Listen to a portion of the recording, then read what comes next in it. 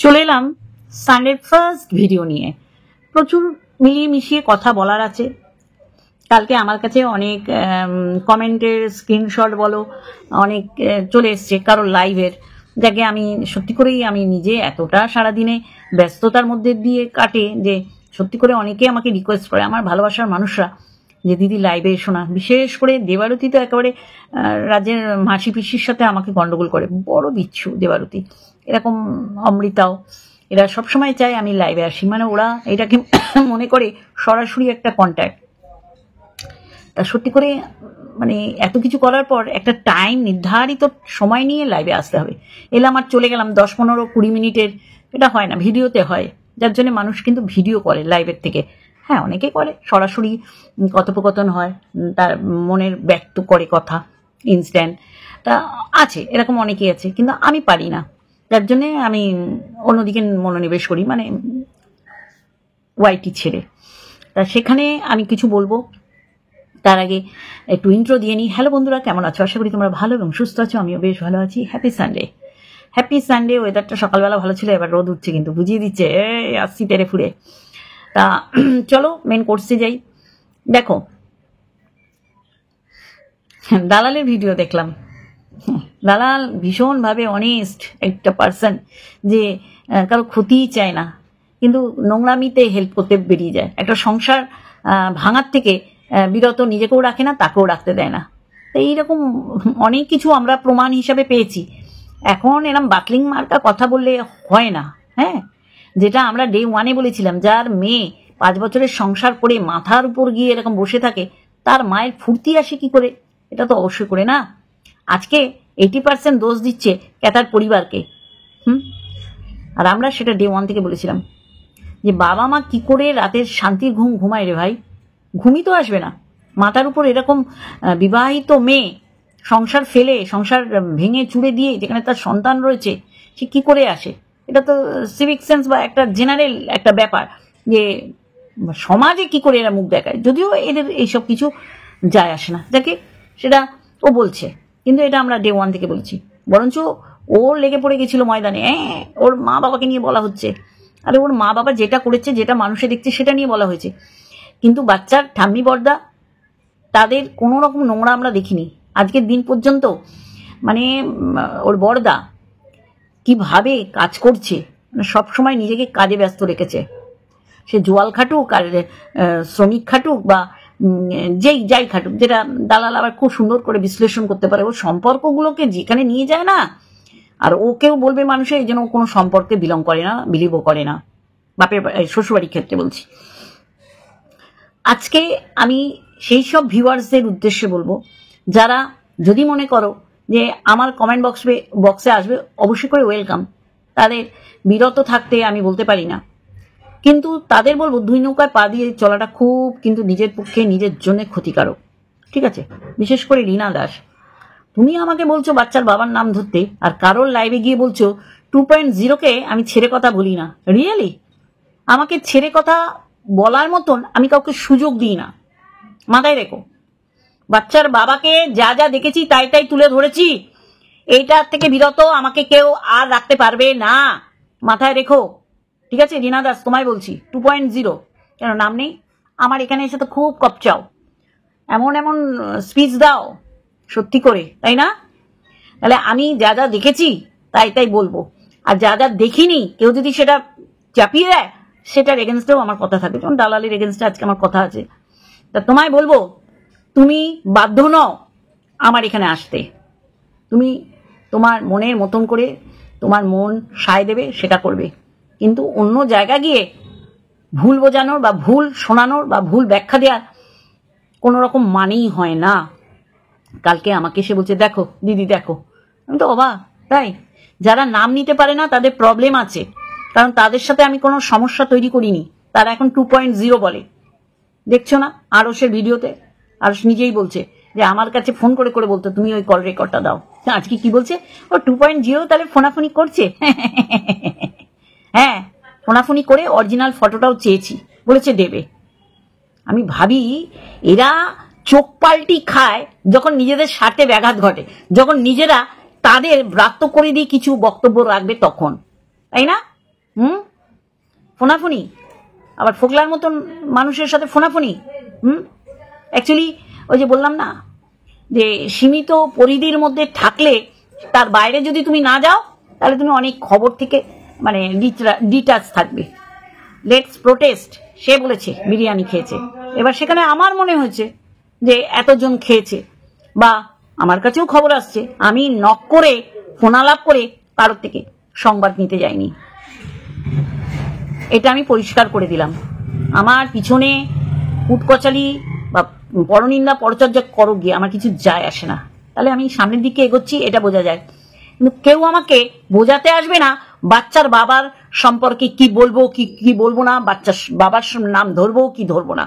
আজকে পুরো ক্লিয়ার একদম স্ট্রেট কাট বলে দিলাম, মানুষটা কিন্তু আমি দোগলা না, দোগলামো ভুল কথাবার্তা চালাচালি এইগুলোকে আমি সাপোর্ট করি না।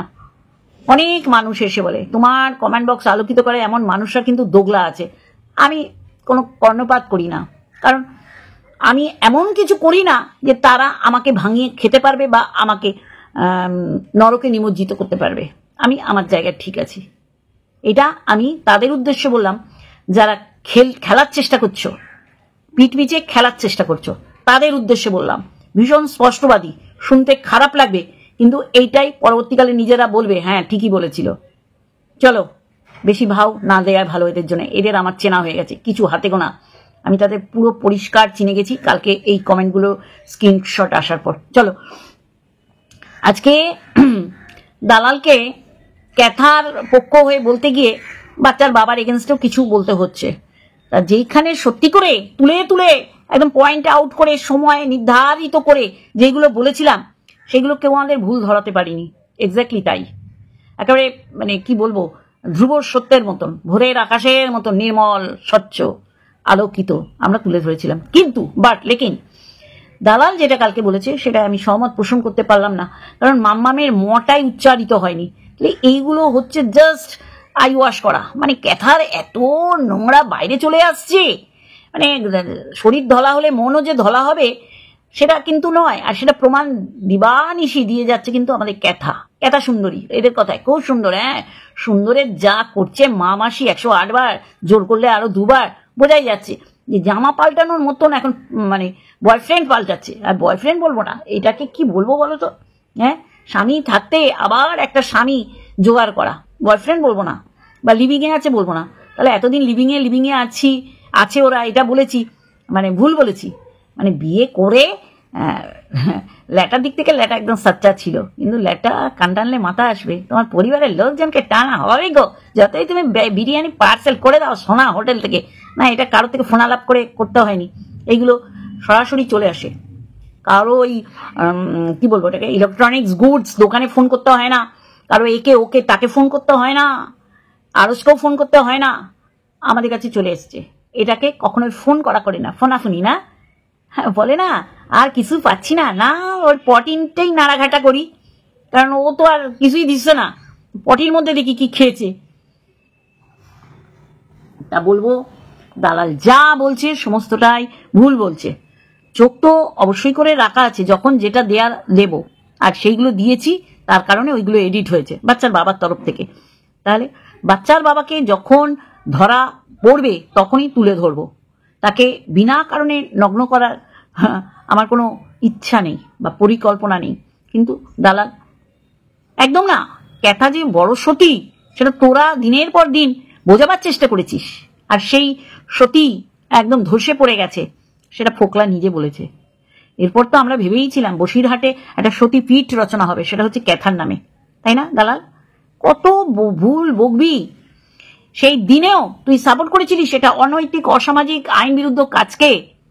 আজকে ওর পরিবার যদি 80% দায়ী থাকে, তার মধ্যে তুই ইনক্লুড, তুই এই নোংরামোটাকে সাপোর্ট করেছিলি, দিনের পর দিন তোর চ্যানেল থেকে ফোকলা প্রমোট হয়েছে, কি কারণ? ওরসত্ব দেখে তুইও লাভ দিয়েছিলি। এইরকম একটা আত কাঁচা পোকা খাওয়ার দর কাঁচা, মানে যেটা বাত্তি না পাকা না কাঁচা, এগুলোকে ফেলে দেওয়া হয়, সে ফেলে দেওয়া মাল ক্যাথা ধরেছে। তাহলে যারা ওকে শিক্ষিত বলে জাহির করেন, এর রুচি বোধ সবার কাছে আজকে পরিষ্কার। যাকে দেখলে জাস্ট কথা বলতেও ইচ্ছে করে না, তার সাথে রাতের পর রাত কাটিয়েছে, এটা অস্বীকার করলে নিজের সাথে নিজের অস্বীকার করা হবে। এবার আসি কালকে টুকু বলাতে আমি কমিউনিটি পোস্টটা দেখলাম।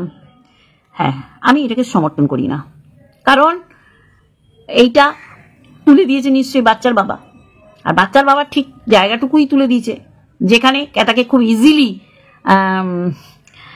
এলিগেশন দেওয়া যায়, দোষারোপ করা যায়। কিন্তু পুরো কনভারসেশন যদি পাই তাহলে নিশ্চয়ই আগে পরেও শুনবো যে এইটার উৎপত্তি কি করে হলো, ঝগড়াটার। এইটা দিয়ে ক্যাটাকে কখনোই দোষারোপ করা যাবে না, কারণ অলরেডি সে গলা পর্যন্ত নিমজ্জিত পাপের পাকে পাপ পরে ওরকম দেহ ফুলে গেছে। এখন তো পুরো পরিষ্কার। যারা খুব চিৎকার করেছিল একটা মেয়ে ড্রিঙ্ক করে এটা নিয়ে বলে, অনেক কিছু করে, শরীরের প্রতি ও নিজের অত্যাচার করে, সেটা ড্রিঙ্কস হোক বা আবর্জনা খেয়ে হোক, ফাস্টফুড খেয়ে হোক, সে নিজের গর্ত নিজে খুঁজছে, নিজের কবর নিজে খুঁজছে। এখানে আমরা তো বলবোই, কিন্তু ওইটা দিয়ে এটা প্রমাণ হয় না যে সত্যি করেই ও দোষী। আমরা সবসময় বলেছি 5 বছর ওর সাথে নির্যাতন হয়নি, 5 বছর ও নির্যাতন করে এসছে, আর তার প্রমাণ ছেলের বাবা দিয়েছে যে ও তো কথায় কথা 498 কেসের হুমকি দিত, ভয় দেখাতো। তার মানে ওর মনের মধ্যে চলতো যে আমি পয়সা রোজগার করছি, মানে আমি যাচ্ছে তাই করব, আমার কথা মতন এরা চলবে। তো সেটা হয়, সময়ের উপর সময়কে ছেড়ে দিতে হয়। পুরো পরিষ্কার আছে। তাহলে বোঝাতে পারছি যে এটাই আমার সমর্থন নেই যে ভিডিওটা দেয়া হয়েছে, কারণ এরকম নিজের মতন করে জায়গাটা তুলে করেছে, তাতে তো বাচ্চার বাবারও তো মন মানসিকতার পরিচয় পাওয়া যাচ্ছে না। ঠিক এইটুকানি জায়গা আমি তুলেছি, আগে না পরে না, তাহলে পুরো যখন শোনানো হবে তখন পুরোটাই শোনানো উচিত। যাকে এই বিষয়ে আমার কোনো বক্তব্য নেই, ঠিক আছে। এবার আসি ফোকলা তো আকাম করেছে। ফোকলা শুধু আকাম করেনি, সেটাকেও পাবলিশ করে আরো বড় ধরনের ক্রাইম করছে। আমি বলেছি, আগেও বলেছি, এখনো বলছি, ওর কোনো ইন্টেনশন নেই ফুকলিকে ফাঁসানোর। ফুকলির মনে, ফুকলির বাড়িতে, ফুকলির বিছানায় পুনরায় জায়গা করার জন্য জাস্ট একটু ভয় দেখাচ্ছে। একদম তাই। না হলে এরকম স্যাড সংগুলো দেয় না, মানে বোঝাচ্ছে যে আমার কোনা খাজারে ভালোবাসা ভর্তি। কিন্তু এই মানুষটা কত বড় খতরনাক, কত বড় বিষাক্ত, সেটা মানে শুধু ক্যাথার জন্যই বিপজ্জনক না, পরবর্তীকালে আরো এরকম ক্যাথা কম্বল ধরলে তাদের জন্য বিষাক্ত। তাহলে সমাজে এই রকম মানে পোকা খাওয়া মালগুলোকে মানুষের চিনে যাওয়া উচিত। এরা কি করে এই রকম একটা নির্বাচন করে? আমি এই রিসেন্ট ঘটে যাওয়া স্বামীর অগাধ সম্পত্তি, নেশাভান কিছু করে, ওই রকম আর একটা পোকা খাওয়া মাল ঝুঁটি বেঁধে ঘোরে, স্বামীটাকে মেরে দিল 1 মাস আগে। এইটা নিয়ে আমার একটা ভিডিও আসছে যে তাকে সন্দেহ তার মনে বাসা বাঁধতে দেয়নি, স্বামীটাও বুঝতে পারিনি। মারছে যখন নাকি স্বামীটা বলছে আমাকে মেরো না, তোমরা দুজনে গিয়ে ঘর বাঁধো। কিন্তু তা তো করলে হবে না, ঘর বাঁধা তো তাদের নেশা না। এই যেমন ফোকলার নেশা ওর ইনকামের উপর, ও মুম্বাইতে জাহাজ ঝাড় দিয়ে এত টাকা পেত না তো।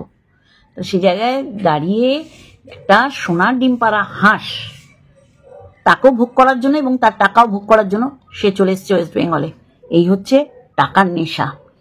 মেরে দিলে তার সম্পত্তির অধিকারিণী হবে ওই মহিলাটার মা ধরিয়ে দিয়েছে। আপনারা চিন্তা করতে পারেন? তাহলে আজকে আমি তো বলবো যে সাপে বড় হয়েছে 5 বছর, এটা আরো হলে ফোকলাই ওর বাড়িতে ওদের প্রত্যেকটাকে মানে শেষ করে দিত, পৃথিবী ছাড়া করে দিত। সেটা হয়নি, ফোকলা পরে এসছে। ফোকলা ওখান দিয়ে বুদ্ধি দিয়েছিল যে তুমি এইভাবে বেরিয়ে এসো, আর এটা যদি এসে ওকে বুদ্ধি দিত তাহলে বলতো সবাইকে শেষ করে ওই বাড়িটা তোমার নামে লেখাও, ওইখানে আমি বিরাজ করব। সাপে বর হয়েছে, আমি মনে করি যা হয়েছে সাপে বর হয়েছে। 5 বছরের উপর দিয়ে মিত্র পরিবারের এইরকম একটা দুর্যোগ ঘন মুহূর্ত গেছে। তারপরেও বলবো বাচ্চাটা যখন বড় হবে তখন জানতে পারবে যে তার মা নেই কেন। তারপরেও তার সামনে যদি কোনো অপকীর্তি হয়, বাচ্চাটা বুঝবে এটা আমার জন্মদাত্রী মা না। তাহলে সবাইকে সংযত থাকতে হবে। বাচ্চাটার উপর কি রিপ্রিকাশন বা কি পড়তে চলেছে।